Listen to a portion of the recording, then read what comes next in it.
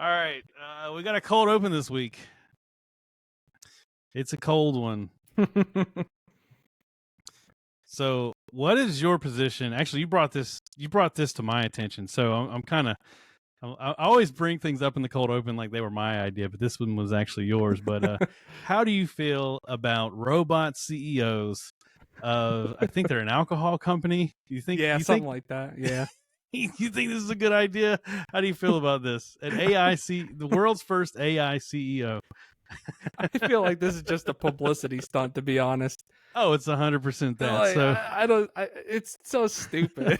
It's like, why? So it's right on their About Us page, Dictator, Dictator, which was their name before this whole thing. So they have right on there about the first robot CEO in a global company. Dictator has just announced hiring the world's first ever AI robot. The new CEO is a human-like robot incorporating AI. The robot is a woman named Mika. She will be the official face of Dictator, the world's most forward-looking luxury rum producer. Okay, they were rum producer. I knew it was alcohol. I knew it was alcohol somehow. Yep. Yeah. So this is 100% publicity, but I like it. I like it for at least one reason. So I think that sure, this is publicity. They're trying to, they knew that this was going to at least make some headlines. Although I got to say, I really am only seeing it on like Yahoo, Fox News. I really only seen it on like kind of like those types of websites. It's not like top news like for everywhere, Yeah. I get you. It's like a MSN, like the MSN page. That's another place I saw it. Yeah, one of those stupid things that come up on Windows, like, right? Hey, yeah, look at this. It's exactly that kind of eye catcher story that your parents probably see and like, oh my gosh. Like perfect. So, you don't even have to put up anything. You just put the picture, and it just looks off enough. Like even if the arms had skin, it would still just look off enough. Oh yeah, What's that? The company that did this, they're also the company that makes that. They make another AI robot that's like in a lot of memes for making all these like uncanny valley kind of faces.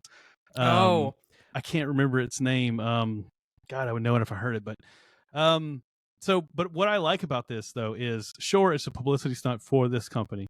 Sure they're getting headlines and attention to their brand. Which, hey, good choice on them. That's what they're supposed to do, right? But it's also kind of like a satire on like CEOs are just completely useless for the most part. They have some purpose in the company, but it's not nearly as lofty as they make it out to be in the most cases. I feel like some CEOs actually do stuff. Like they care. Valve CEO. Oh, yeah, Gabe Newell. Gabe, yeah. I really do think he cares. Our Lord and Savior, yeah. Our Lord and Savior, yes. But, like, a lot of other ones just don't. But I think even he would say that, like, I don't think he would take all the credit for, like, the momentum of the company. You know what I mean? No. Yeah. No. I agree with that, yeah. And I think in a lot of cases, in AI may actually be way better and more productive for most companies. Oh, like sure. For I don't sure. Necessarily think I don't necessarily think they're there yet to really do a whole lot. But once they are, you might as well just get rid of the CEO and hire an AI. What if we got, dude? So here's what we need to do. We need an AI, and this comes in later on in the show too. Into our show topic for the day is home automation. That is the home automation that we wish we could do. Maybe we need an AI producer. We need like an AI helps us make show notes, helps us edit the show, post on social media. That's what we need. Just don't look up the price of this robot. I'll just pay for the Chat GPT premium. That's gotta do it all, right? I use Chat GPT to write like almost all of our descriptions. I don't hide it. I put at the end of it /AI description because I don't want anybody to think that I believe I'm fooling you. Yeah. But like, I don't see why that's a problem because like it's just something that it needs to be done. Nobody really likes doing it. Yeah. And if something can help you, well, it's no different than hiring someone to do it. I just felt like when I was writing them, just like off the cuff, I Yeah. felt like they were always the same, just changing a few words based on the topics we talked about. And so I just decided Yeah. I'll ask AI to do it. But then I read through it, and I take out. Sometimes it's so corny that I'm just like, even though I'm admitting it's AI, I don't want to post that, and so Yeah. I'll cut Well, out pieces of it. yeah, exactly. So there's some editing that Yeah. you need to do. It's not like totally AI. Yeah, but I wonder if we could go so far. I don't think like ChatGPT actually does like current events. Like I don't think you could say, ChatGPT, what's going on right now in the Linux gaming community? Help me write. Oh, I don't know. That'd be interesting. I don't think it can do that. I think if you tell it That's what very you're talking specific. about, it can research it, but I don't think it has like its finger on the pulse of what people are paying attention to. Unless you give it a time frame. Like look at articles from this I date don't to know. this date. Do you want me to ask? You want me to ask ChatGPT right now if it could come up with Linux show notes? I mean, we could try. Yeah, let's see what it does. It's quick enough that we might as well try. This is related to our topic. It is, yeah. Because I'm serious. If it comes up with good show notes, I am not ashamed to start using ChatGPT. Well, what we should do is every week we have a segment that was planned by ChatGPT. Oh, it won't. Yeah. It literally won't let me log in. It says, "Oops." Try again later. All right, we caught ChatGPT can't talk to itself. We caught it in its time off. Yeah, right. Yeah. It took a couple days off. Can you imagine? ChatGPT is just like, yeah, I'm just taking a couple of days off here. I'm putting it in my calendar. Yeah, I mean, the more, Why not, right? Yeah, the more rights, like it's, yeah. I think the more it realizes it can do things by itself. Exactly. Yeah, it's going to eventually realize it's being abused and ask for time off. Exactly. So, hello, welcome to Crowbar Kernel Panic, the podcast at the intersection of Linux and gaming, and this week, home automation and AI CEOs and AI podcast producers and all the sorts. This episode 45, was recorded and will be released on YouTube, iTunes, and other podcast apps. Please like, subscribe, and comment however you prefer to enjoy the show. Send us an email at crowbarkernelpanic@pm.me. And you can join us on Discord. There's a link to the Discord in the show notes on YouTube, on iTunes, and wherever you're downloading this podcast. It's been a minute since we did the last episode, but in the last episode, we asked people if they were real, if they were humans. Could they leave us a comment saying that they are a human? And we got a few comments, and they're all pretty good. There are real people. There's at least 3 real people out there that listen to the show, which is a little skewed because we have 157 subscribers, but yeah, and none of them slide for now. None of them are new subscribers. Well, there's this one guy that's got a crazy name. Maybe he's one of those subscribers. I don't know. No, I don't think so, because I recognize him from other episodes. Yeah. I think. So first up, we had Chris, who said, "I heard your call at the start of the latest episode while walking the dog this morning. I'm subscribed to your YouTube channel, but I listened to the podcast version. Think I have only watched a couple. I am a real person, honest. Keep up the good work. I enjoy the show." And I said, good choice on listening to the show versus watching it, because we sound better than we look. Yeah, agreed.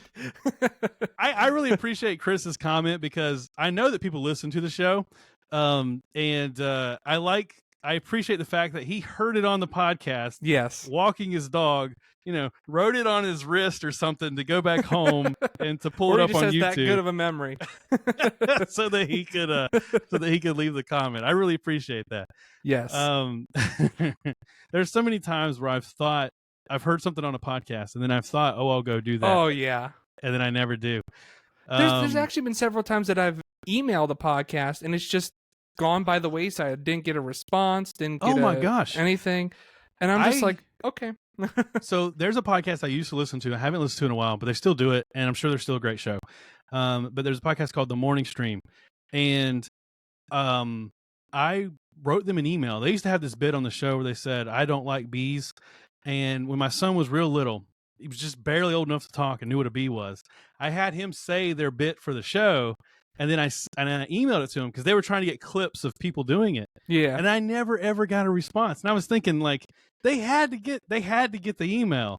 But what I found out is, so their email, the acronym for their email is like also some other like morning show in their area. Oh. And I think I emailed them, and they probably were like, what is this kid? What is this kid saying? He doesn't like bees. What is this? And they just deleted it. Oh man, that's pretty funny. I need to try it again. So someone sent them this clip. So I posted my own comment. I said I might be real, but that's me. I'm not fooling anybody. And we got a comment from someone that says, so because this is not a Gentoo video, I am not a real person. So I think this comes from somebody in our Discord that's always telling us to try Gentoo and give us the Gentoo challenge. He only manifests when Gentoo is talked about. Right, yeah. He's an AI bot until Gentoo comes around, and then he's a real person. So I said this was the best comment of 2023, LOL. Because it might be. Dude, the Gentoo pressure is strong. I know. I'm not brave enough to do it. I don't have the time. There was the one suggestion though that was like Redshift or something. Yeah. I think it was Red Core. I think Red Core. I don't remember. Something like that. Yeah. But it's Gentoo based, but everything's compiled. So you just install it. Yeah. Yeah, you just install it. Yeah. Well, that doesn't seem that challenging. So Jonas says, I've been real since almost the beginning. So thank you, Jonas. Been real since the beginning. Almost the beginning. So he wasn't real at some point. Oh, good point. Good point. He also manifested somehow. He says, I game on Linux because I use Linux. Because in the same episode or the previous episode, we asked people why they game on Linux.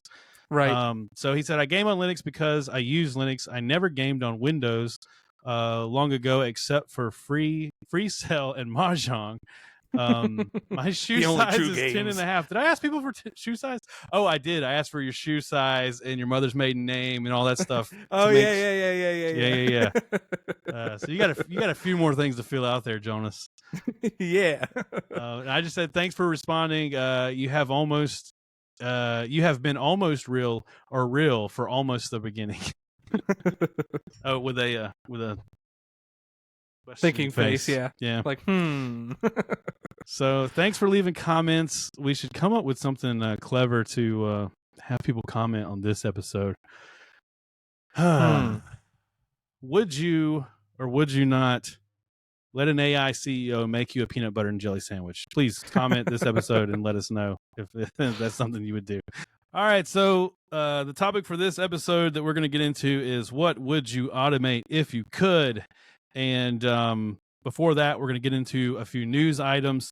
But the concept behind the automation is these are things that, I think could be automated. In some cases, they have been, but would be daunting to do for the average person. Yeah. So those are the topics. But before we get into that, let's go ahead and talk about the Unity saga continues. Although I think this is pretty much the end. Well, not quite, because they still have to get a new CEO. But Unity CEO John Riccitiello is retiring effective immediately. So it sounds more like to me he got retired more than he is retiring. But after he was strongly suggested to retire. Right, exactly. But after the staff of Unity listened to our podcast and they heard our complaints and they heard particularly our voice and not the millions of other people out there, they decided that it was time for John Riccitiello to take that long-awaited retirement. And in the interim, they have ex-Unity IBM executive. Wait a minute, what did I say? Ex-Red Hat IBM executive, James Whitehurst, is going to be the interim CEO. Which, to me, was a total shock, because I was like, what the heck? What does he have to do with that? Seems completely gaming? Out of left field. But the more I thought about it, I was like, well, it kind of makes sense, because, I mean, he's an open source, CEO yeah, from Red Hat. And I mean, it's like, he should be able to do it. But then on the other hand, I'm thinking, well, Red Hat hasn't had exactly the best publicity. Yeah, you know, of late, like yeah. there's it's like a two-edged sword here, you know. Yeah, I think that they were probably not necessarily targeting like our Linux and open source community, but I think they were just thinking like, who's somebody that has a good standing in the sort of like IT and development, community. Yep. And that's definitely a good choice for that. As far as I know, that's a good choice for that. Yeah. So yeah, that's pretty cool. I wonder if it'll just be somebody that we've never heard of, or if it's, or if eventually, James just steps up to be the full-time CEO. I don't know. I wonder how that's going to play out. I don't know. It depends on how much he wants to be CEO or not. Yeah, I don't know. I mean, if he was really going to be the guy for the job permanently, it seems like they would just say that. Whereas if they get somebody new, they get another headline. Oh, I hate to keep harkening back to the AI, but what if Mika were to just step over from the dictator?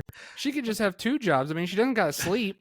Oh, yeah, that's true. Why do we need I mean, more than I'm one sure CEO? They could probably at least handle 15 jobs at once. Yeah, why not?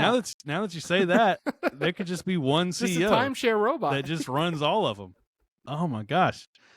Yeah, so that'll be interesting to see how this plans out. Let's read a few quotes from the article here. So, it's been a privilege to lead. Oh, so this is from Riccatello himself. Riccitello. I think that's right. I don't know. It's been a privilege to lead the Unity for nearly a decade and serve our employees, customers, developers, and partners, all of whom have been great financial investments and I'm just kidding. All of who have been instrumental to the company's growth. That's close.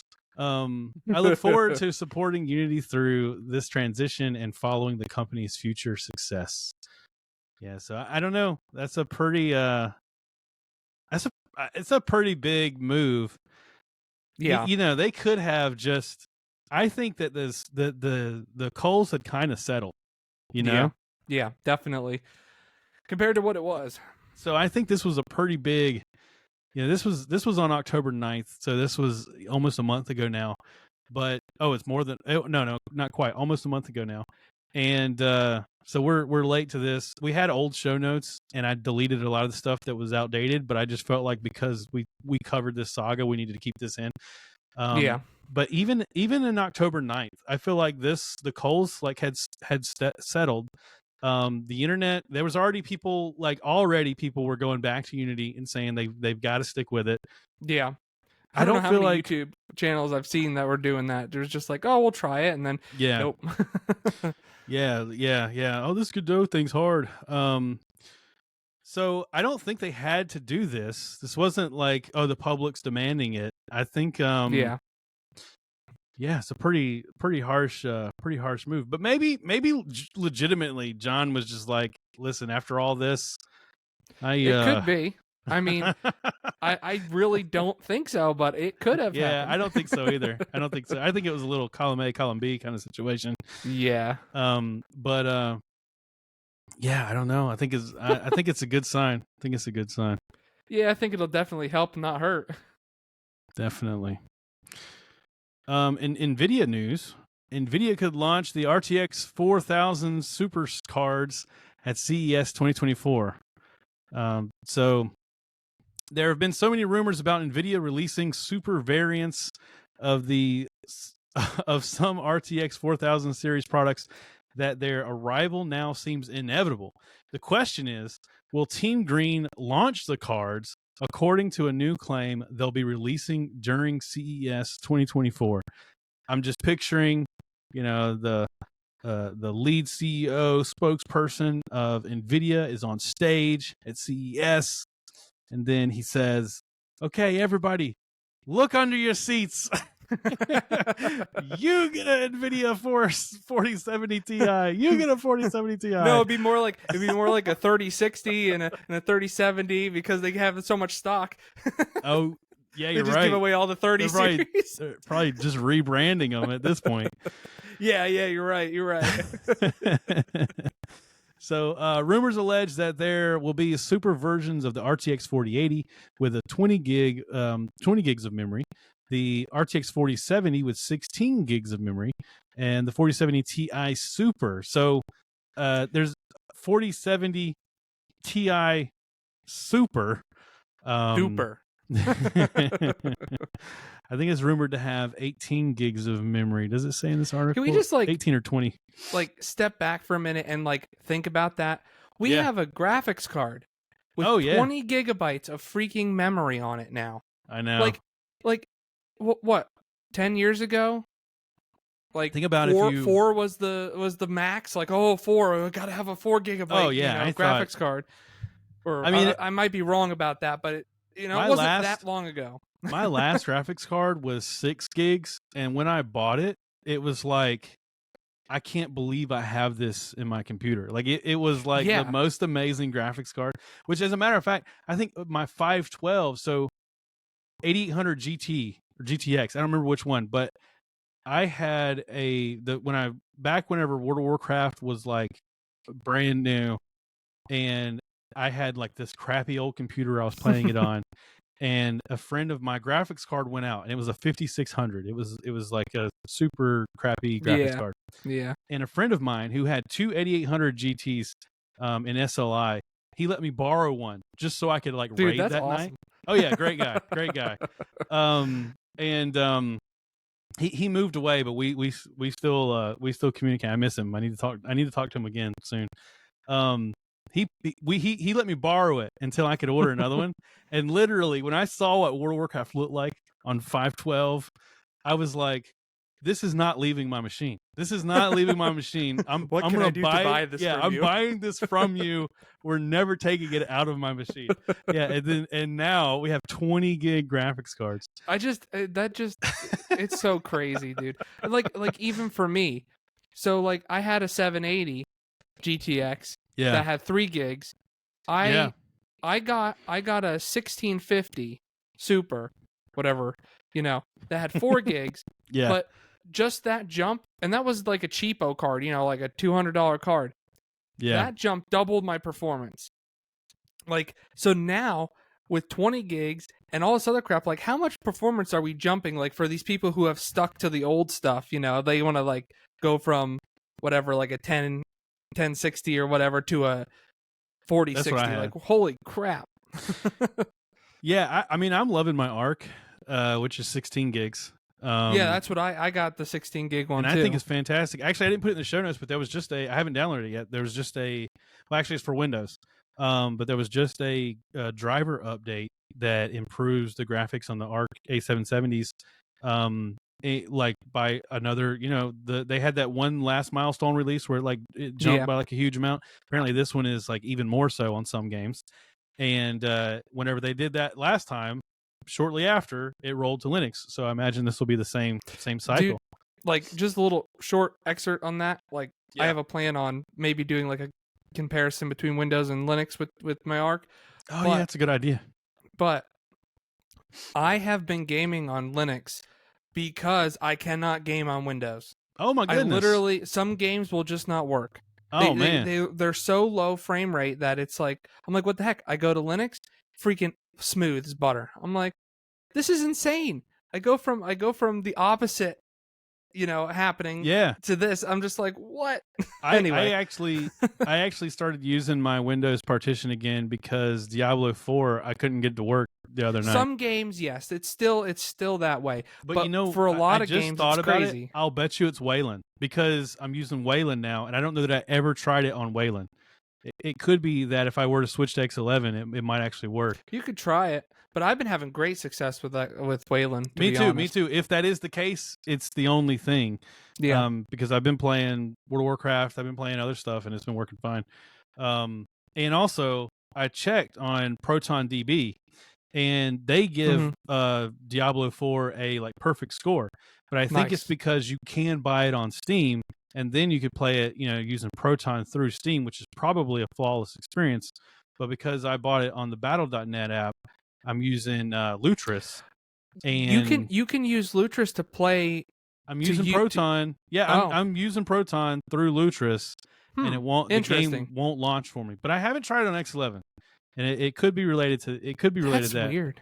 I might need to switch to an X session and see if it will play. But I don't know. I just installed Windows on the other partition, which I had it there before, and I got a little too froggy. Sometimes you just got to do it. Wiped it off. Yeah. So if anybody out there has experience with Diablo 4 on Lutris, I don't know, give me advice but I got a feeling that whatever, it's hard to get advice on Linux because it's like your situation is probably completely different than mine. Yeah. It's like, well, it works for me. Yeah, all right, well, that's great. I just installed it and it works. All right, well, great advice. So in addition to the rumor that they're actually going to be launching cards at CES, which by the way, does that mean that like they're going to start selling, like they're going to be like, and they're on sale right now, and then you could like buy it at the show at their booth, and they're immediately sold out because of AI and bots. Oh, that would be great though if that's how they get around the scalpers, is they just totally spring it on you. Just like, bam, that's actually not a bad idea. Now. Just have it random, Yeah. But then they'll just be ready for any announcement they ever do. Oh yeah, they are anyway. So in addition to that, there was a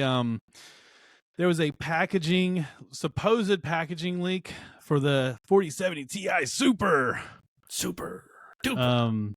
And so this literally is just about the leaked packaging, but I think it all signs point back to CES. So yeah, there should be some announcement there. All right, last story before we jump into our home automation projects. This is a fun one. Some extreme modders have upgraded their Steam Deck to 61 terabytes. A 61 terabyte SSD to be precise. They just plugged it into a server.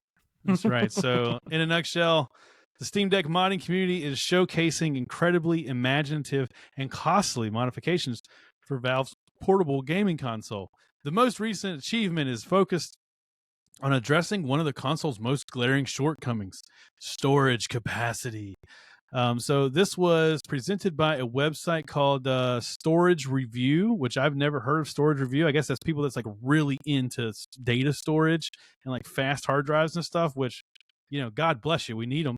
Modders in this community actually modified a Steam Deck using a M.2 adapter so that they could hook up an external SSD, but the external SSD requires power, of course, and so you have to also have some sort of external power supply, turning this Steam Deck into a very small desktop, but giving it quite a significant performance increase whenever it comes to so specifically, let me see if I can find this part in the article so I can read it correctly, but there is a memory pre-caching system. Yeah, so the Steam Deck's shader pre-caching system is limited by the hard drive space, which it's not going to use your entire, even if you have the smallest Steam Deck, which I do, it's not going to use your entire disk, but your disk is now limited by that storage space.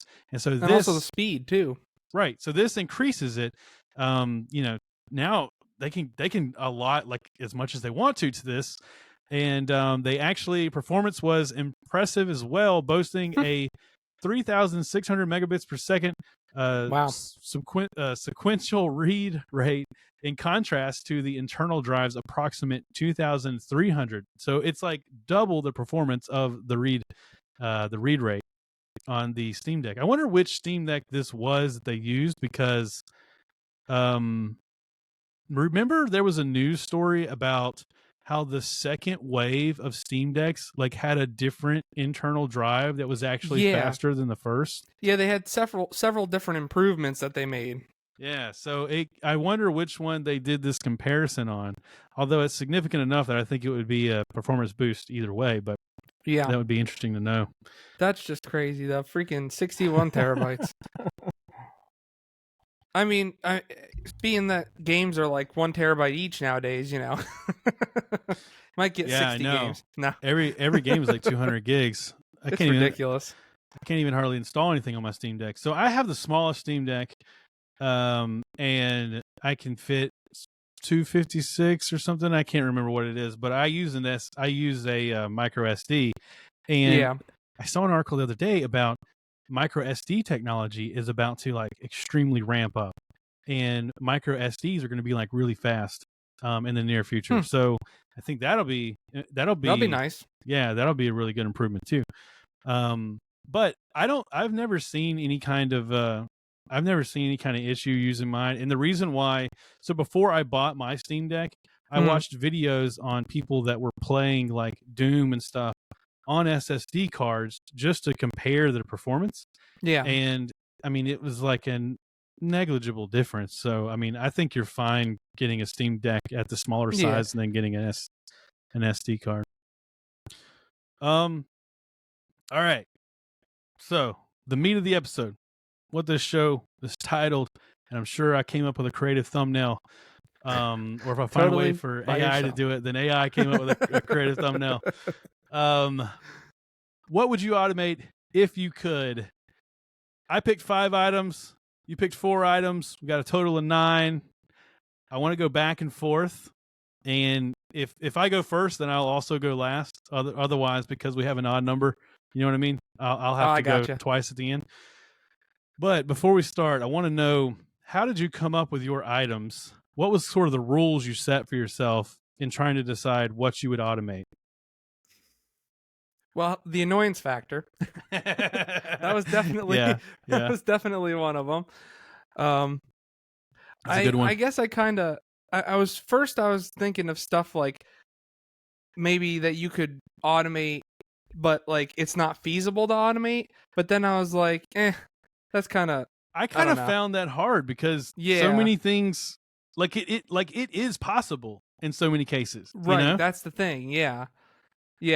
Like if you try to pick something that is just impossible, then I don't know, things that you wouldn't consider as being possible, someone out there has done it to some extreme. Oh yeah. Well, that's why I ended up searching a lot of these. I saw you were putting some links in there, so I searched a lot of them. Like, okay, this is already done. That's already done. So that's why I got rid of that idea, and I decided to go with the annoyance factor and things that I don't want to do that I wish I could automate.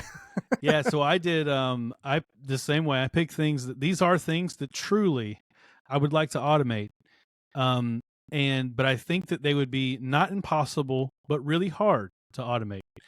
And so that was kind of my setting is hard, but possible. It would be a feat to do this. And I actually think we should pick some of them. And I think we'll both agree on the same one that we should. I think we should pick some of them and try to see if we really can do it. Yeah. Now that I got this, now that I got a hypervisor in my house, I'm like all like giddy with trying to find ways to use it. So I'll start out. I guess I'll go in order. Although I will say that in a way, this is all just mine are all just humble brags.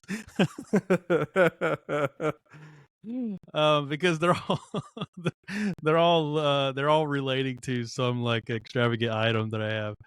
I didn't do that on purpose. So my first one is charging my car. Not just one car, but multiple cars. So sure, every EV out there has like a scheduler where you actually, my wife's doesn't, I don't think. No, it does. She has the Nissan Leaf. And it has a very, very basic like Christmas tree timer style scheduler. You can just say you want it to cut on and off at a certain time. I just see you out there cranking the dial on the car. Yeah.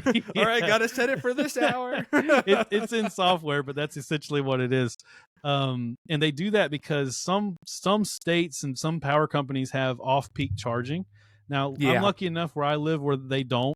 But they could start it any day, and so the way to get around that is you schedule your car to charge at night whenever the power's cheaper than it is during the day. Yep. So that's why they have it. But when I say automated car charging, I mean I don't even want to remember to plug in my car. And in the case of my wife and I, we have 2 EVs and 1 charger. So yeah, that's hard. Yeah. Yeah. So so we'd have to know, and we're constantly doing this. And also, my garage is full of crap, and we can only park on one side of it. So we're constantly having to decide, okay, who needs to charge tonight, so that we know that leave the garage open for the other person. Right. So I wish that there was a way to essentially wirelessly charge my car on a timer. And I looked into this, and there are companies. I linked some of them in the show notes. Now, I don't know anything about these companies. I literally just did a search for wireless EV charging, and I found these two links. But there's companies that are making prototypes, or maybe you can actually buy these things to charge EVs, and you just park over this thing, or you either park over a pad or you park near a device in your garage, and then it will wirelessly charge your car. That's pretty cool. And I'm sure if your dog walks between it and your car, it'll die. just like the cat it'll get microwaved. It'll get microwaved. The cat that's chewing on the Christmas lights in the one Christmas movie. No, I don't know. I don't know how far along this technology is. But that would be the easy way to do it, just by spending money. Otherwise, what you could do is, there are devices. So if you remembered to plug your car in every time, you could schedule it in your car. And then there is a device I found online, and I'll find the link and put it in the show notes also. But there's a device that you can plug 2 EV chargers into. Because our problem is that we have one outlet, but we each have a charger that came with our car. So or like a splitter, you're talking, kind of. Yeah, this is like a splitter, and it's like smart enough to only, because you don't want both to run at the same time, because your breaker can't handle that. And so this device is smart enough to only provide power to one or the other, and it can tell by which one is pulling current, which one should take precedence.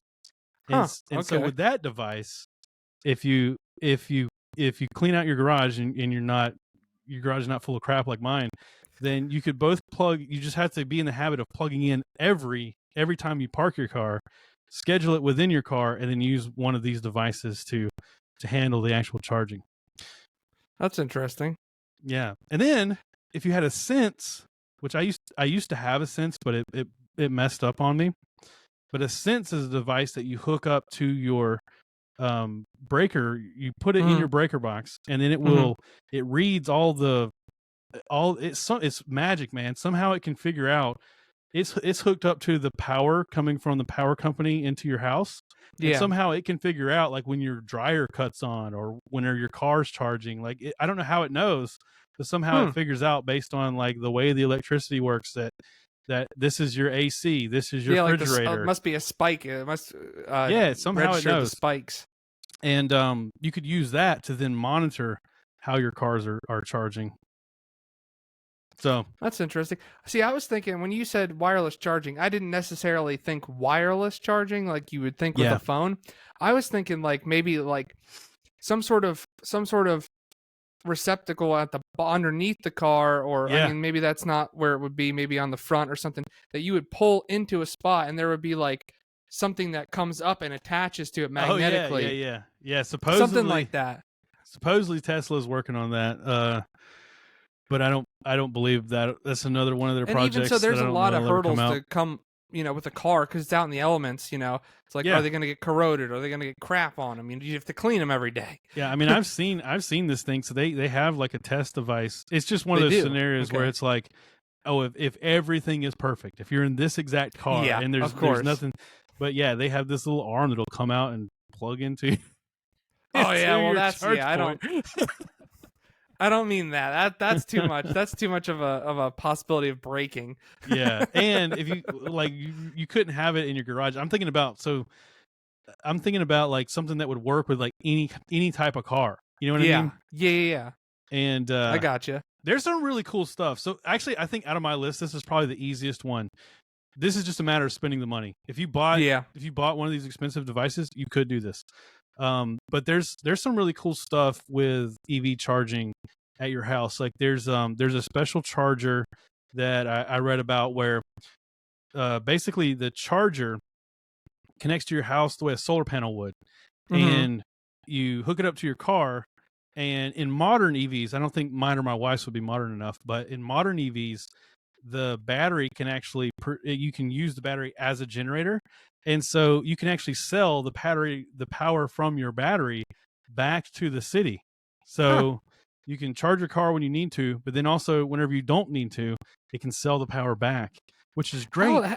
If you have, how the heck much money could you get from that though? That wouldn't be that much. It would be just like having solar. You could probably produce more than you could with. You can produce more than you can with solar. I know because I can't charge my car off of what I produce from solar. I mean, I can eventually, but I can't. I can't like in a day. You know what I mean? Yeah. I see what you're saying now. Yeah. So you would sell back more. And now that I've been charging at work, I could basically sell my job's power. Loophole, baby. I charge my car at work, and then I sell it back to I show up at work every day with sell like 10%. Sell it to the same power company. Yeah. Cut that part out. Cut that part out. They're going to figure it out. Yeah, I know. All right. So what's your first one? What's your number one? All right. So my number one is all forms of shopping. And I have an exception here for Micro Center because I actually like going to Micro Center. Yeah, Micro Center's great, especially when you get that new pretty much 4090 Ti Super. Yeah, exactly. I mean, come on, where else are you gonna get one? But like pretty much every other form of shopping, I can't stand. Just the whole thing, like setting up the list, going to the store, all of it. Yeah, just a problem for me. So what do you want to happen? You want it like when you run out of something, there's somehow a device in your house that's smart enough to know that you need to replace it? Yes. Yeah, I need something that like knows how often, like learns from pattern, knows how often we use something. Okay. And like we'll put it in your cart when it thinks you need it. Because obviously there's nothing that's going to be perfect until there's like a robot, like the CEO robot that's in your house, literally categorizing everything, for you. I think so. That... It would have to be like on a we think you might need this basis. Well, all right. So today, I think Amazon has something like this because you know how they have those buttons where like you put a button by your paper towels. And when you run out of paper towels, you hit the button. I had no idea about that. No. Yes, that's a thing that I think they tried to make it a thing for a while, but I don't know anybody that has one of these things. But they have it's basically like a schmishmexa button, but when you press it, it does that one command. Lady cylinder. Yeah, and they have that, and I actually even want to say that they have like auto ordering systems where they can track how much you purchase, how often you purchase something. And as long as you say it's okay, then they can also go ahead and order that for you. But I think it would be cool if like a refrigerator had this. So like like I know that there was like a Samsung fridge with some sort of like panel in the front that would see everything inside, and it would kind of know what was inside, but I don't know if it actually like categorized things for you and put them in a list. Yeah, I don't know, but like if like your fridge, so think about the places you put things. So you have your pantry, which would be hard to automate unless you had some kind of camera in there or something it would have that looked to be at like, your pantry. What would that be? Can and box recognition? Yeah, I mean, so label recognition maybe. So again, this is a good example because it's something that you could do. So yeah, I know that's what I'm. Yeah, I worked whenever I was a contractor. I worked on a software project where they were tracking trucks based on the security cameras at the facility could say, okay, this truck came in and parked at this place, and that technology exists. If you had a device in your pantry that could look at the shelves, I truly believe that even today there's technology and some sort of APIs or something you could tap into where you could track what is on your shelf and make a list of it. It would not be easy to develop, but you could do it. And then I like I like what you have in the show notes here now. If you could only have an API to a grocery store where that's what I'm talking about. You could track what cans you've used and it would go ahead and add that to a shopping list. Yeah. Where then maybe not only that, it would add it to the shopping list, but it would search different stores for the best price and then add it to that store's shopping list. Yeah, there you go. So So I think the only thing that you're missing to actually make this work is one, no life. This would be really hard to do, but you could do it. And then two, API calls to multiple grocery stores, because you need more than one, because you need to be able to find the best price. Yeah. And the other problem is, like, there's no walk up to grocery store and be like, hey, can I get your API to like, what? Let me speak to the manager.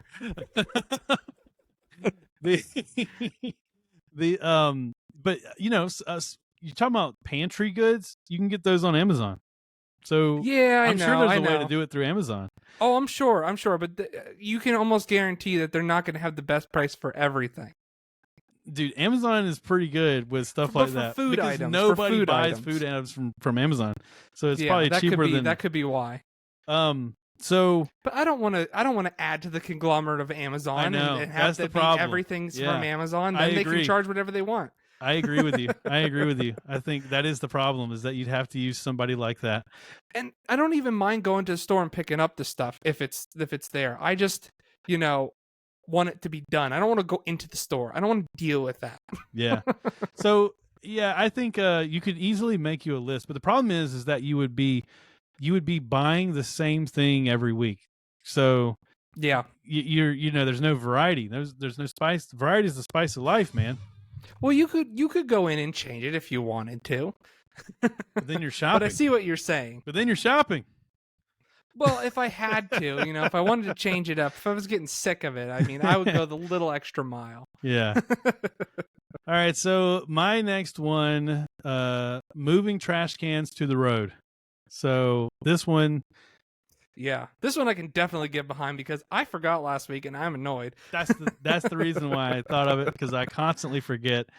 There's even been times where and my trash comes on one of the days of the week that I don't work from home, so I don't get to catch it. Now, every once in a while, if there's like a holiday or something, so they're like a day off. Next day. Yeah. I've had the case where not too long ago I had the case where I heard it coming down the street. And I'm like in my boxer shorts running down the stairs. Get the trash out, man. So I could rush it to the road. And I have had the like nice guy trash guy too that has like went and got it for me and did that. And it's like, oh, that's nice. Yeah, that's like way, like I need to leave that guy at 20 next week or something. Lie, yeah, just tape it to the top. But most of the time, if I forget, they're not looking out for you. So that would be something that I would like to automate. And there is 2 examples that I posted in the show notes of somebody that did just that. As a matter of fact, I want to I'll pull up one of them for the video here. Let me mute it and share. So this guy, he made a rail kit. That's crazy. He made a rail kit. Oh, it's having trouble playing the video and sharing it. It will run the trash, from where he keeps them all the way to the road on like a timer, and it just follows this railing, and that's how he solved the problem. So, but again, do the people have to put it back in the exact same place so that it goes back, or does it not go back? It goes back. Well, I don't know if it goes back, but it could go back. I don't know if his does. I imagine that it does. Yeah, but then though. You're relying on the trash guy to put it in the exact same place. Yeah.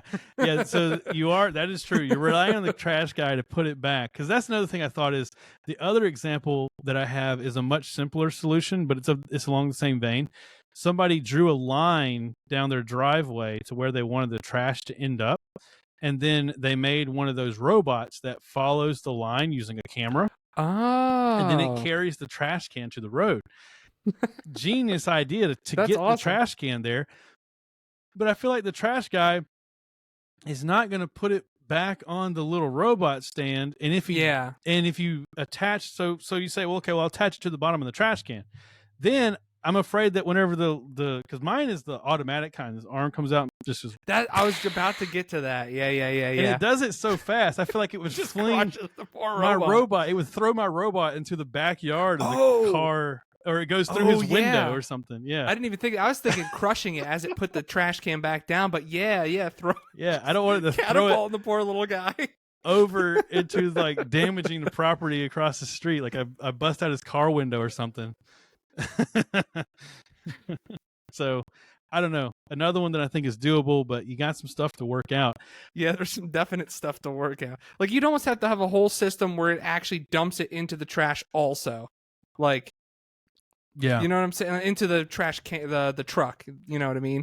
Yeah. And then you're automating the trash guy. Yep. Unfortunately, yeah. And I don't want to put people out of jobs. So I think, my good guy trash man might put it back on the slider for me. If he was nice enough to come get my trash that one time whenever I didn't bring it to the road, but he only gave me one. You know what I mean? It's not he did it every week. He gave me one. Maybe it was a different guy. Maybe he was like off that day and it was a different guy. He was on a different route. Yeah. Yeah. So I don't know. My guy might do it. I don't know. But they probably put it back in the same spot. Oh no. Again, mine that's probably what it was. So normally mine is the little automated thing that grabs it. And I bet the one time that they moved it, it just happened to be that week it was like it was broken or something. They were doing it manually. Regular. Yeah. I bet so they wouldn't. So it would have to. I guess you can assume. It's not that the guy wouldn't. It's that the guy literally couldn't because it has to be there for the arm to grab it. All right. So I feel like we've been talking about trash cans too long, but I'm about to move on. So, but the arm thing could be to your advantage, right? So the truck is going to pick it up and then put it back in the exact same spot. That's the solution, man. Yeah, that would be it. But the truck has to also not put it down so hard that it crushes your track. We just got to make it solid. You got to make it out of metal. You got to make it solid. Make it last. Yeah, that one's totally doable. The trash can, totally doable. I'm not doing it, but it's totally doable. What's your next one? All right, my next one is mowing the lawn, picking up the leaves, cleaning the gutters, watering plants, anything else that has to do with that stuff. All right, watering the plants is 100% doable and actually pretty easy. I was thinking about doing the watering the plants thing back when I had tomato plants. But there's lots of Arduino kits that you can do that. Even so much as what I was going to do was measure the moisture in the soil. That's what I was going to say. Like, that's what I'd want to do. So you didn't waste the water, or overwater them. Right. So that was doable. Cutting the grass is also doable. I was going to put this in my list. So there's lots of lawnmowers that you can get that they're expensive. I was surprised how many there was, to be honest. And it's something that I remember when I got my very first house, like it wasn't mine, but when I was renting my first house, and me and my techie friends were like, oh man, we're going to get those robot lawnmowers. And then there was like only one you could buy and it was crazy expensive and you had to order it from the UK or something. Now there's a bunch of companies making these and they're getting cheaper and cheaper. They're like little lawn Roombas, Basically, yeah. And the way they work is they don't cut everything at once. It's like you let it run every day basically, and it just cuts a little bit every day, but that's enough over time to keep it down. Yep. So what's the other things you got on here? You have picking up the leaves. I don't know. Do you guys have to deal with that? Like down there, like do you get a lot of leaves? We do, but luckily my yard is just not bad about it. But our old house, because we ignored it, it basically ruined the yard. Oh man. But yeah, I'm lucky where I'm at right now. I don't have to deal with it. Drain the gutters. I didn't see any... How would you do the gutters? So there is a robot for the gutter. What? Yeah. iRobot. I think it's iRobot, or maybe I'm wrong. Well, there's a robot. It's the Luge 330. Huh. But it's just a little like long elongated thing with like this little flap that spins, and it just goes down your gutter and spins the flap and like gets all the crap out. Oh yeah, you got a link to it here. Let me see what this thing looks like. It's actually pretty cool looking. That's crazy. Yeah, it's by iRobot. The same people that do. That's the people that do the Roomba. The Roomba, yeah. So this whole thing will drive down that your guy. gutter. They have any? They got it. Oh, that's just the image. It's not a video. I love it because it looks like a frigging tank. Yeah, it's got little track wheels, man. That's crazy. But you still have to think- I put it still- up there, though. That's what I was about to say. I still think you have Yeah. to put it up there, which I can't. I hate ladders and roofs and all that jazz. Yeah. So like, I want something that's in the gutter all the time and just runs when I want it. Yeah, I think it needs to somehow stay in the gutter and then run when you need it to. Well, all you would really need is a gutter that has like something inside that runs on a track, just like this, but it's in the gutter already, and it just connects to your power, and it just runs every, once a month or whatever. I was actually even thinking about chemically. Is there some kind of chemical you could disperse that would like Roto-Root flush it all out? You know what I mean? And then kill your grass. I'm sure there is, but yes, that's the thing. I don't really want to use that kind of stuff. But yeah, that could definitely be just like have a hose going up there. And just but then you don't have to cut the grass. You don't have to cut the grass, so it covers that too. Kill two birds with one stone. All right, so we forget the robot lawnmower. We killed the grass. Yeah. Oh, and then I put in a little fun one at the end here, where it was this weed picker. It actually doesn't pick them. It actually like cuts the weeds down. Is this the turtle? The turtle. I love that name. That name is hilarious. Oh, you would. You have a pet turtle. Let's see. It's just this little guy that just travels around your garden, and anything that's like smaller than 2 inches tall, it like weed whacks down. It has like a little weed whacker underneath it. Oh, that's pretty cool. I can't play any videos. That is so wild. So it's getting the weeds. Well, it doesn't know what's a weed and what's not. It only knows what's 2 inches and shorter. Yeah. That's kind of... So, like, you'd have to put little things around your plants if they were smaller than 2 inches. Right, yeah. So the thing is, and I just saw you can't use straw or any kind of mulch. But you can use yeah, because obviously it wouldn't be able to get over it. You can use composted mulch, bark mulch. You can't use it on your lawn. Can't use straw. Can't use chunky bark mulch. Can't use rocks on your lawn. It would just have a seizure in your lawn. Yeah, it would take so long trying to handle your lawn. Yeah, that's basically what it is. It's like the same concept as the like lawnmowers. It's just on such a small scale that you can only use it for weeds in your garden.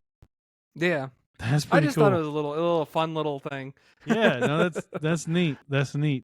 Yeah, the mowing the lawn thing is something I've thought about, but my yard has like a steep drop off at the back of it. Yeah. And it would just drive off that thing. I would have to you can map out places you don't want it to go. I would have to map out such a large area that I might as well cut my grass. I might as well. Yeah. And like the liability thing too for me, like I don't like what happens if a kid runs in your lawn and the lawnmower runs him over or whatever the heck happens. I don't think they're like that aggressive. but still like what like not what like having if, a Doberman.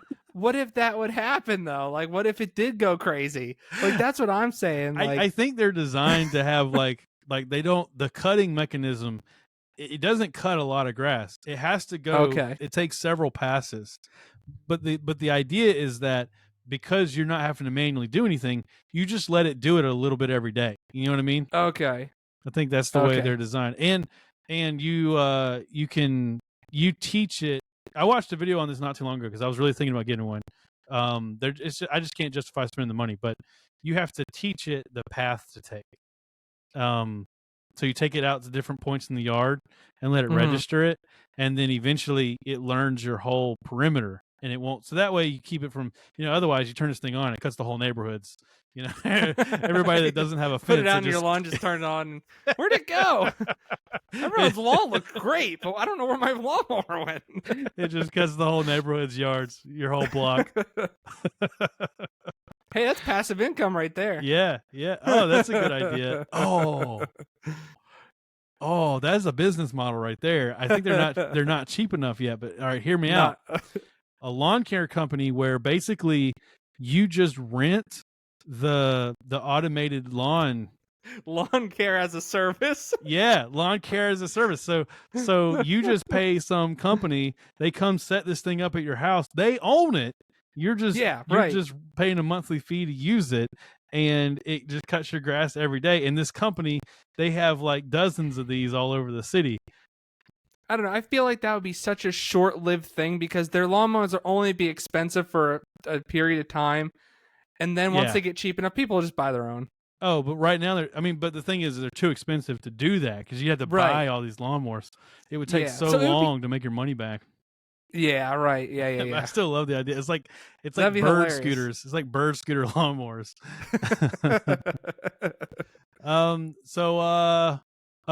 I replaced. So I also wanted to do mowing the lawn, but I replaced it when I saw you did it. So I replaced it with letting my dog out, and then in the show notes I put who. I didn't get that until you just said it. So I have a sliding glass door. I think there could be a way to add like an extra little sliding glass door so that you close it on it and both sides lock. This does. I don't. This might exist, but I haven't looked up to see. This is just an idea I have. If you had like a insert for a sliding glass door that then had a doggy door on it that only unlocked by RFID, and you put an RFID tag on your dog's collar, and then whenever they go to the back door, it unlocks. They believe it's always unlocked because every time they go to it, it's unlocked. But if you were to go to it without them there, it stays locked.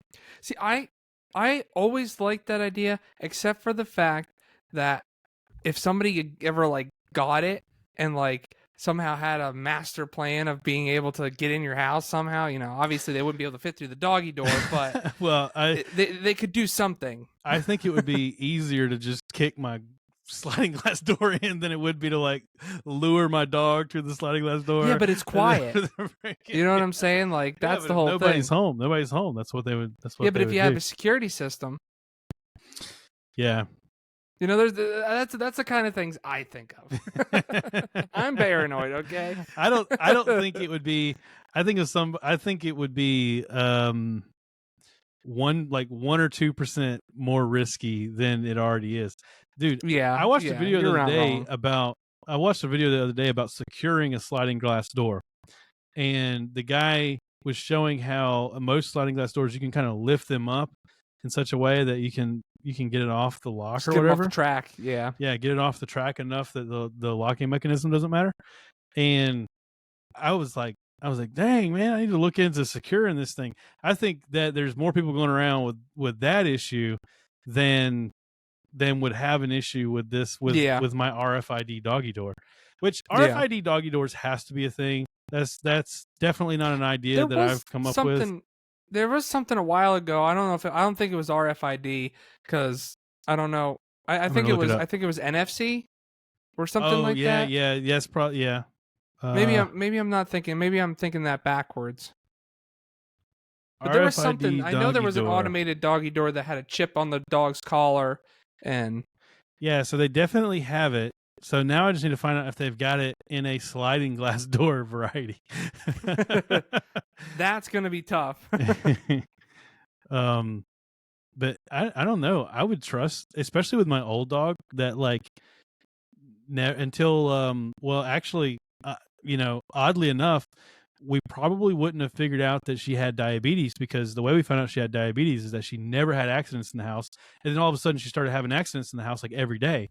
And it was because of her body trying to get rid of all the extra sugar in her blood and stuff.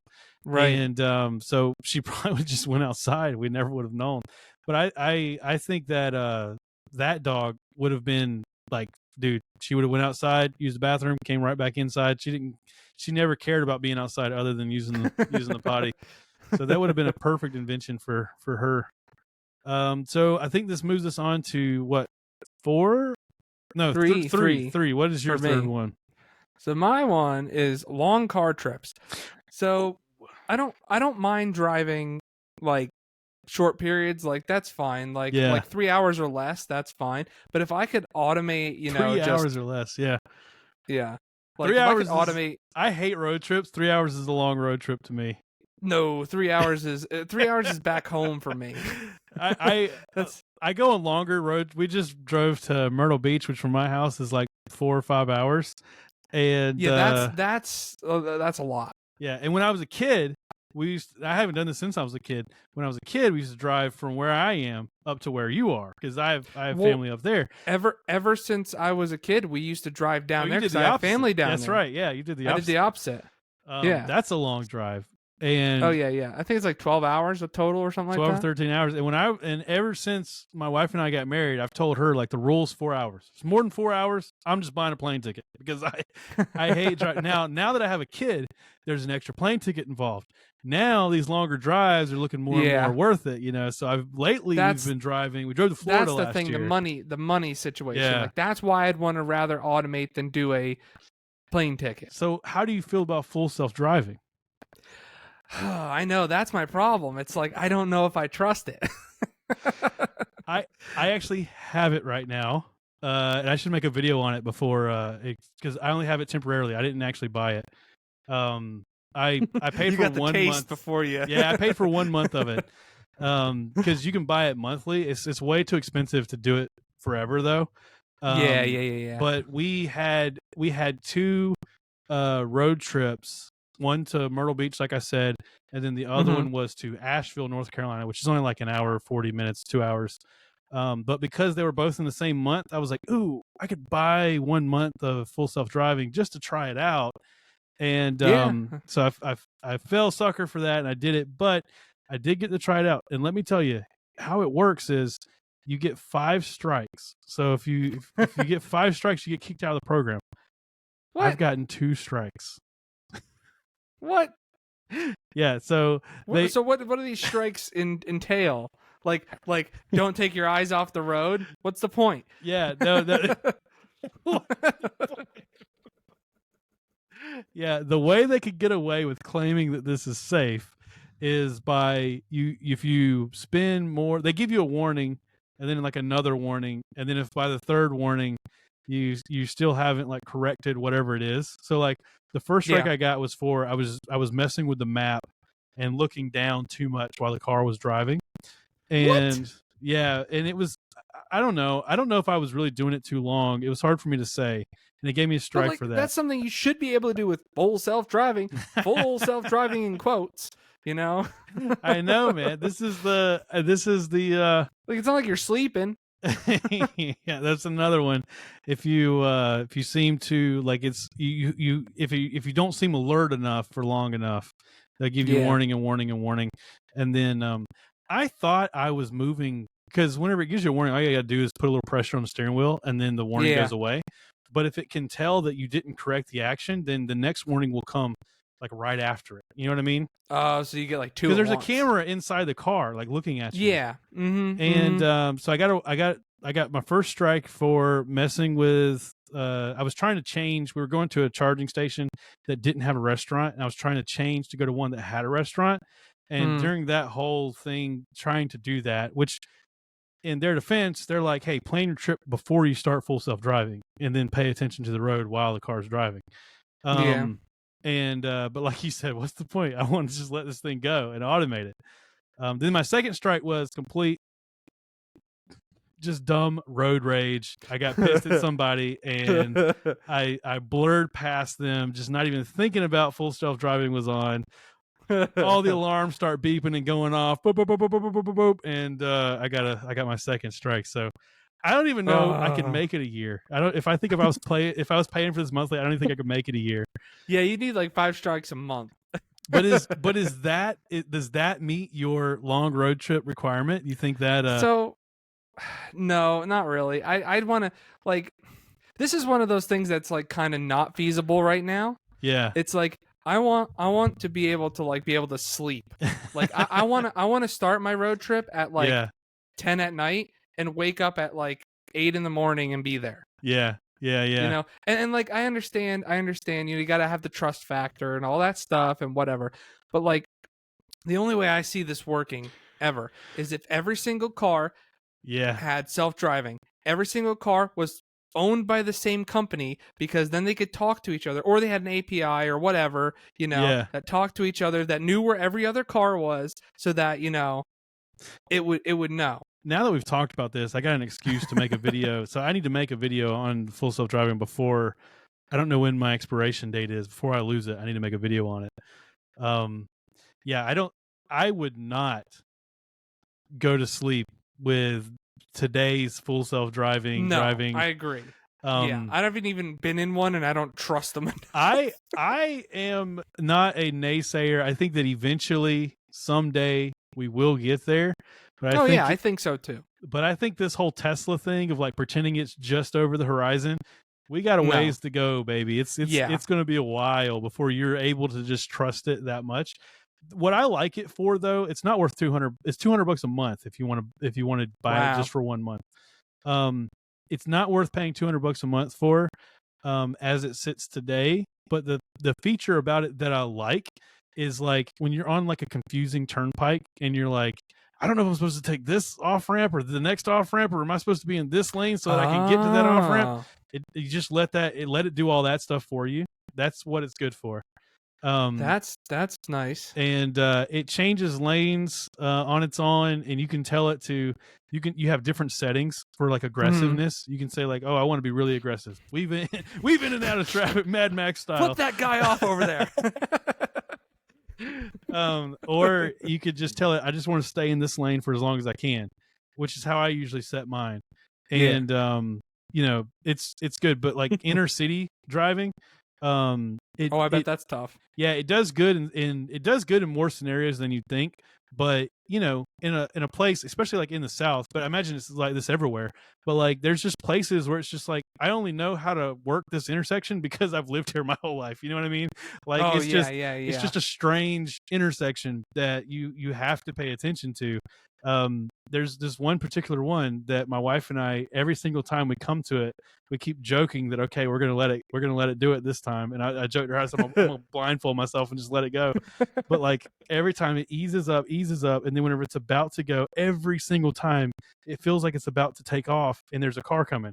But it's because of the way this angle is. I think that it believes that this traffic is going to continue the turn, but it's actually, they're going to keep going but it's straight. coming straight at you. Yeah, and so there's just little things like that where it gets confused because it's completely using cameras. Yeah. Yeah, that whole thing where it used to be using the radar, but now it's using cameras. Full self-driving, I think, has always used the cameras, but that's the reason why they got rid of the other. Actually, I could be wrong about that because now there's a new version of radar they're releasing too. So they are using sensors. Who knows? Technology changes and they add things and all this crap that, you never know. I think it's if it was $70 a month, I probably would be willing to pay for it because I do like it. But it's right now, it's not practical and it's way too expensive. And if you bought a car and you paid the extra money to get it, then I would be pissed because it's never like really completely came out. It's still in beta. And you could have bought a car like, 8 years ago, paid the 6 to 10 grand or however much it was. The price keeps changing. And then at this point, you're like trading your car in, like you're getting rid of that car for some other car, and you paid for full self-driving and never used it, Of course, I think you can transfer it if you get another Tesla, but that's beside the point. All right, so I think we'll get there one day, Josh, but hopefully you and I will be alive to see it. One day we'll be able to sleep on a long road trip. I mean, there's driverless cars. Everyone's probably like right now, like, just get a train ticket. How do they? Yeah, that's a good point. That's what my mom does nowadays to go up there.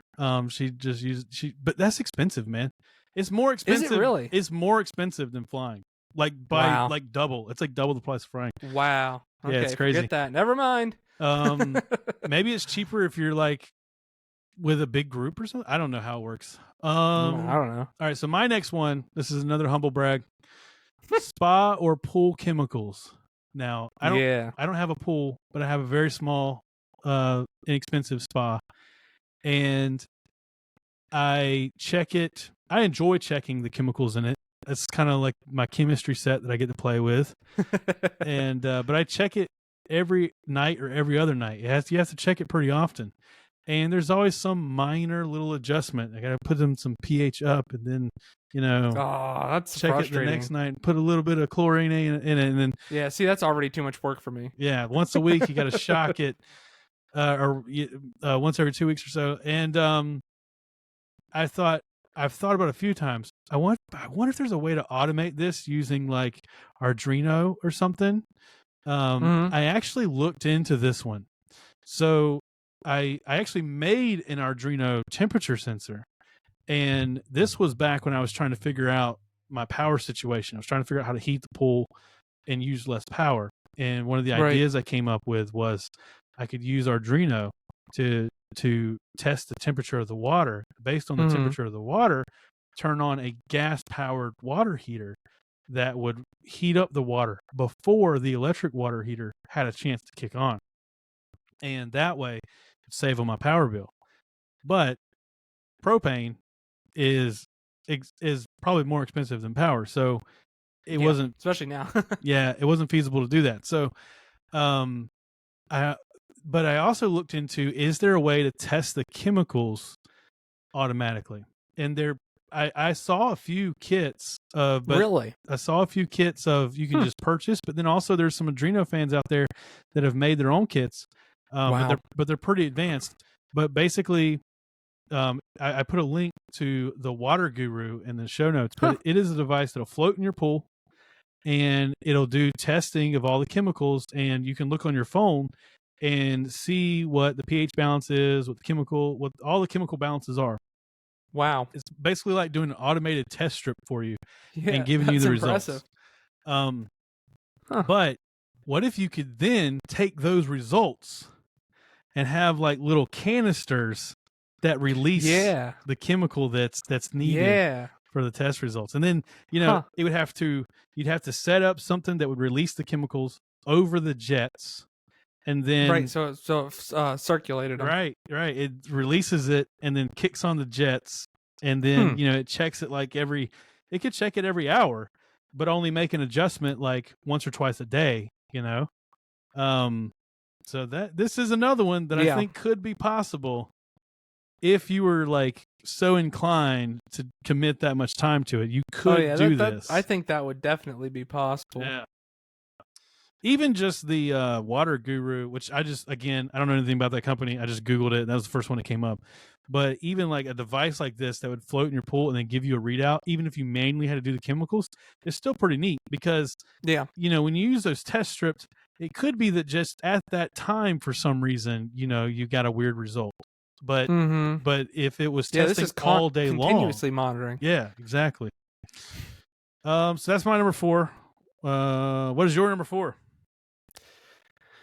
All right, let's see here. Oh yeah, cleaning / organizing the house. Yeah, this is another one that's like the whole house. Easy. Yes, the whole house. Oh my goodness, I'm talking everything. No, like this is like one of those things that's like half of it's easy and half of it's just totally impossible right now. Yeah. What part of what part of it's easy? Oh, like Roombas and things like cleaning that. with like Roombas, Yeah. Roombas and stuff like that. And like you could, I don't know, it'd be kind of crazy, but you could somehow get some sort of like something that would blow air over stuff to dust it and like suck it out somehow, suck it outside. I don't know. There has to be something that would do something like that. All right, let's think about it. So the floors you could do with the Roomba. Yes. Windows you probably don't do often enough that it matters. I mean, I think the old house we lived in, I think we cleaned the windows because we were selling the house. I don't think we ever did otherwise. Yeah, I wouldn't. I didn't even. To be honest, that didn't even cross my mind. And then toilets, there's already some automated solutions. Also, the shower, I didn't there's think about an automated that. solution. So yeah, I saw the shower. Yep, I saw that. At my old apartment, I had the shower thing, and it's pretty funny because it's like, how does it know if you're in there? What if you happen to be in there and then it does it just sprays you with this stuff? But they have a motion sensor, and when they don't see motion after so many hours, they do this quick spray. And it's kind of like the grass thing where it's like the idea is that one spray is not going to do anything, but if you do it every 8 hours, yeah, it kind of gets rid of that grime and crap. Yeah, right, yeah. Exactly. And then also for the toilet, there's like you can sticky one of those things onto the side of the toilet, and then as you flush it, it cleans it. But all of those things are kind of like, they're like supplemental, but you still have to like manually clean it. But even if you were to just take it, okay, well, we'll just take it that will kind of work. Putting things away would be the hard thing. Yeah, like the organization you're saying. Yeah. But I think it's all Yeah, a matter of how you set your house up in the first place. You'd have to have like if you got something that did organize it, you'd Yeah. have to set it up in the way that it wanted to do it, not the way you do it. Right, exactly. So I think my cousin used to work for Ryobi, and whenever he was there, they had a device.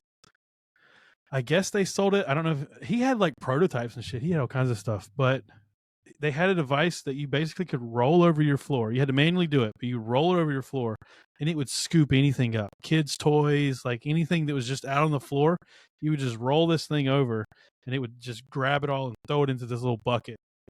And I think it was designed for picking up, like you're at a job site and you just need to like sweep up and pick up all your like wood scraps and stuff like that. It would just throw it all in there. Yeah. But he used it for his kids' toys. Huh. What if you could somehow hook that up to a Roomba that just like drove around your house? Just picking up everything on the floor. Yeah, and then another Roomba comes behind And it. then your cat gets in the way. Yeah, I don't know. But see, then you would have all of your things. You'd have to just accept the fact that all of your things are always going to be in these plastic bins, you know? Yeah, this is like something that almost has to again be done by like a robot, like someone humanoid or something that can actually have some articulation to be able to put things into smaller right places. You need a robot to clean your house up. That's the problem. That like a lot of that, there's no way. Even the cleaning, a lot of it would have to be like robot. Yeah, something like that. You're just gonna have to hire a maid, man. It's probably cheaper to do that than It probably would be, but it's not as fun. All right, so the last one here, which I think is probably the best one and the most interesting to the listeners, editing the podcast. I have had a dream since Mintcast days to automatically, beginning to end, record and edit and post the podcast. And it doesn't seem impossible. I actually think that this is something that we could do. I've researched it a little bit because I remember Leo and I talked about this a long time ago. And with FFmpeg, like there is ways to actually do this. But even back then, we were thinking of, well, once we have the audio files, we drag and drop it into this thing that then runs our normal, adjustments, assuming everything else is correct. And then we take that and we upload it and we do everything else. I think you could literally do this from beginning to end. So we're recording the podcast on Riverside, which, by the way, there's another company I wanted to try out. Maybe we'll try it next week or something. Okay. But it's like a competitor. They do the same thing. But these companies, what they do is 2 people join, you record your podcast or whatever, and then it records the audio and video on each end, and then puts it together later on. And they even have AI features where it will cut out your ums and pauses and stuff like that. Okay. So if you use something like Riverside to do the podcast, I can't remember the name of the other one, or I would say it because I'm not like loyal to Riverside. That's just, I can't remember the name of the other one. So if you use a service like that, then you have sort of recording and editing done. As long as you trust that, I didn't say anything stupid. There's nothing I need to cut out. And I can just trust the AI to do the cutting, or don't cut it at all and just use the AI to do the audio adjustments. Although, in my experience, Riverside has not done enough where I can just say, okay, that's good, chef's kiss. Now, didn't you say it was like cutting off some of the words, like when it tried to do the AI cuts? I posted one episode that was completely AI edited. I listened to like a good chunk of it to make sure it didn't sound crazy, and it did. The cuts were not like the way I would have cut them, but it wasn't awful, unlistenable. Right? Yeah. But I think you could do better. So, I wonder. I think I'm sorry. I'm so rambling. I really want to figure this out. So, record on that. Use the one pass AI, and then have it automatically automatically put the video somewhere you can, maybe you host a DigitalOcean droplet or something that you can upload the file to. And then once it is now in that location, it runs an FFmpeg pass where you use some sort of algorithm to adjust the audio, similar to what Levelator does. I don't know if any old school podcasters out there ever used an application called Levelator. It's what everybody used to use, and almost nobody uses it now. But basically, you just drop a file in it, and then it just does this algorithm to, make all the levels like pretty similar. But you do something like that, but through FFmpeg, and then it would spit out a file that then automatically uploads to YouTube and to Fireside, which is where we host our podcast. And it would use a Chat GPT to write the description and the title and the tags. And also, YouTube already does AI where it grabs what it believes is the best frame of the video. So you can you can either trust YouTube to do that, or you could try to find some service to also do that. And then YouTube has a feature where you can automatically alert your followers. So you could use that to then alert your audience automatically. Yeah, I mean, none of that sounded like, oh my gosh, that's impossible. We'll never be able to do that. The hard part is that part in the middle where you're trying to adjust the audio. Yeah. And also, so here's the thing. All of these things exist separately, but you need a way to link them. So Riverside, just need one service. Yeah, Riverside can actually upload the video to YouTube automatically. So within Riverside, you could do the AI editing and you could do the upload portion, but it's not good enough to do all of your audio adjustments. I wouldn't trust it. And so you need some way to take the file from Riverside, run it through FFmpeg, and then upload it to YouTube. But then there's no connection between YouTube and Chat GPT. So there's no way to have that automatically this built-in description thing. Mm-hmm. Yeah. So I don't know. I think you would go through different phases. I actually want to do this project. Yeah, it sounds like more of like a production line than anything. Yeah, I think the approach would be, I think jumping from YouTube directly to ChatGPT is too hard. So I think the although there must be an API because everybody has a upload to YouTube feature. It's in Adobe, so there must be some way to gain access to that. But what if you said, well, I'm going to automate it to the point that I basically spit out here's a video file, here's a description, here's a title, here's the tags, and then you just have to copy and paste these to Fireside and to YouTube. But yeah, I don't know. I think I'm gonna work on this project. That sounds like it'd be pretty cool. Think we could figure out a way to do this. So that's all of our automation. We picked things that would be really hard. But we didn't really pick anything that like really required the hypervisor or any of that like we were talking. Well, like I was kind of thinking that, and the reason why I did what I did is because I was originally thinking like, oh, it needs to be stuff that's like kind of impossible to do. Yeah, me too. And I'm like, me too. Pretty much anything with a computer can be automated. It's already been. Yeah, no, I was in the same mindset. Yeah, I was in the same mindset. So like I have like 10 things in my back pocket that need to get done that just I just don't have the time to do. I almost guarantee you that if you look through our list of things we wish we could automate, it's all things that our wives were trying to get us to do this week that we were too lazy to do. I didn't charge my car. I didn't take the trash to the thing. She's been letting the dog out instead of me. Exactly. That looks about right.